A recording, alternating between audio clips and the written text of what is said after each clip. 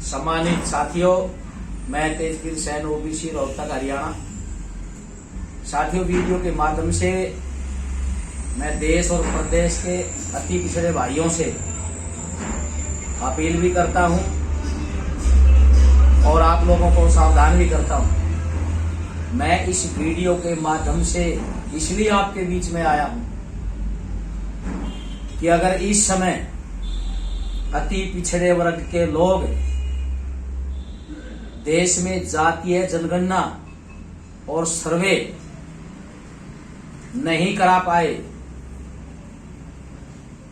26 के बाद जो भारत बनने वाला है, आपको अंधेरी गुफाओं में गुलामों की तरह ठोक दिया जाएगा।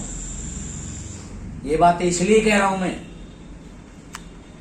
कि भारत में जब भी जातीय जनगणना हुआ अंग्रेजों के राज में, तो आपके बारे में सोचा जाया करता। 1901 की जातीय जनगणना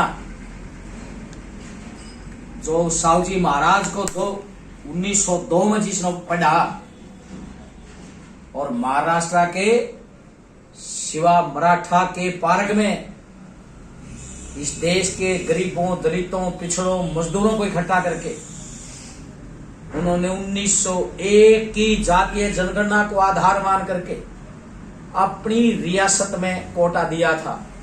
1902 में पहली बार उन जातियों के भागीदारी देने का रास्ता खुला जिनको सदियों से किसी ने हिस्सेदारी नहीं दी थी। इसलिए मैं आपको कहना चाहता हूं कि भारतीय जनता और आरएसएस इसलिए आपकी जातीय जनगणना नहीं कराना चाहती कि कहीं देश के अति पिछड़ों को, जिनको पॉलिटिकल कोटे से दूर रख दिया गया है, इस देश के दलितों को, पिछड़ों को, गरीबों को और खास करके अति पिछड़ों को अगर इस बात का पता लग गया कि आपको आगे बढ़ने से रोका जा रहा है, इस देश के सिस्टम में आपको हिस्सेदारी नहीं दी जा रही है, जो कोटा आपको 90 में मिला, जो 2006 में मिला, उसके अंदर भी आज तक आपकी केवल 6 से 7% हिस्सेदारी आपको मिली है।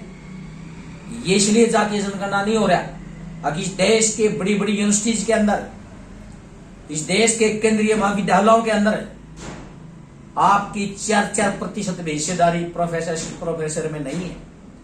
ये सारी बातें कहीं खुल ना जाए, चाहे वो सुप्रीम कोर्ट में जजों की बात हो, चाहे हाई कोर्ट की जजों की बात हो, चाहे देश को चलाने वाली संस्थाओं की बात हो, चाहे देश के मीडिया की बात हो, चाहे देश के और जितने भी संसाधन हैं, इन सब की बात हो। इनसे रोकने के लिए भाजपा कभी नहीं चाहती अगर इस देश के पिछड़ों को ये पता लगे, ओबीसी को ये पता लगे अगर इस देश में कर्पूरी जी का जो मेथड है वो कितना जरूरी है, ताकि इस देश की कमजोर पिछड़ी जातियों को भागीदारी मिल सके।